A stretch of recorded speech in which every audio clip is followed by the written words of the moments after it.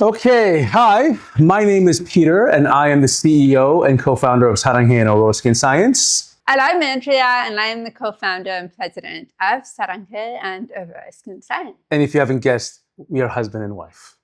So let's talk a little bit about hyperpigmentation and the types of hyperpigmentation. Did you know that today. there's more than one type?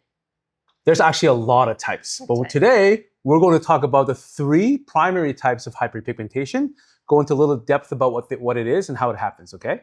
And then we'll talk a little bit about how to treat it. Let's talk about hyperpigmentation in general. So hyperpigmentation is simply a catch-all phrase that describes the excess production of melanin in certain places so that your skin looks darker on one end and lighter on the other side. So it's contrasting dark and light colors of the skin because of uneven production of the pigment melanin. That's all it is. Simplified. Yeah, and there are many different types of hyperpigmentation, but there are three primary types of hyperpigmentation that most people are suffering from. The first is called melasma.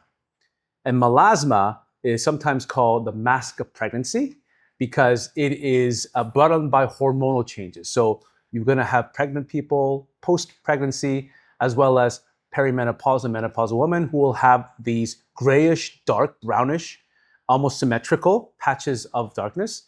And that's called melasma. The second is sunspots, or age spots, as you call it. And it is the darkening of some spots, some places of skin brought on by UV light.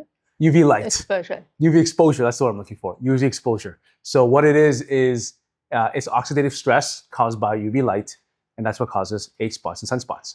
And the third type of hyperpigmentation is called PIH, or post-inflammatory hyperpigmentation. And it's just basically hyperpigmentation brought on by trauma.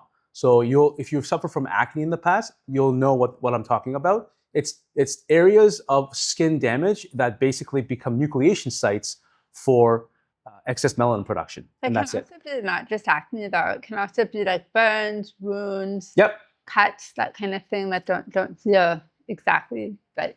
That's right. And so how would there are numerous different ways to treat. What do you think that hyperpigmentation is best treated not by one single ingredient, but by multiple ingredients. In this way that we're treating multiple pathways. So typically what we do is we use a combination of these.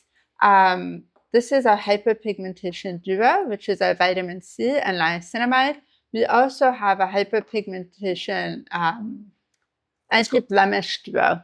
And so what we suggest typically is that we use these three in two different routines. So in the morning, you would just use the niacinamide by itself. And then in the evening, you would use the vitamin C, or the azulum and the vitamin C together.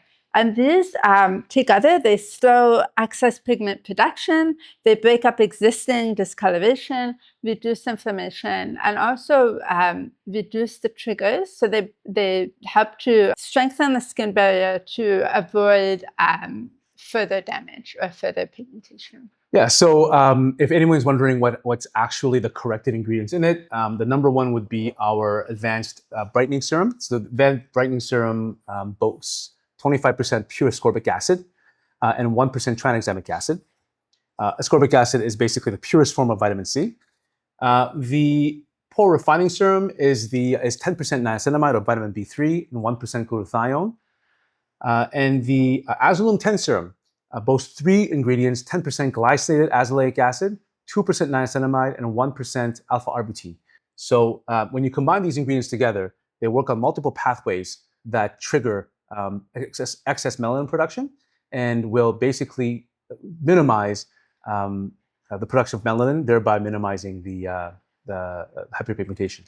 By the way, you also want to make sure that when you're using actives and correctives, you must do so in a foundational skincare routine, which involves cleansing and then bringing down the inflammation in the back end. So if you're just using the correctives itself, it's going to lead to the opposite of what you're looking for. You must bring down the inflammation caused by correctives and actives with anti-inflammatories. So snail mucin serum, Ferment Lift from our arsenal But if Yeah. you have your own, that's okay So too. that's a really good point. It's really important to remember that when you're treating any skin concern, you're not just treating the skin concern by using the product that treats the concern. You're treating the whole skin. So it's really important that you're cleansing effectively. You're exfoliating at least once a week, or you're using a gentle exfoliation in a toner, a hydrating toner.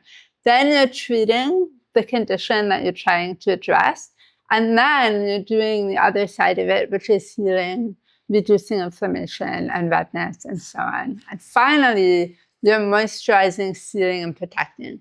Without that routine, you're actually not going to get the same benefit. And in fact, as Peter mentioned, it actually may create a bigger problem.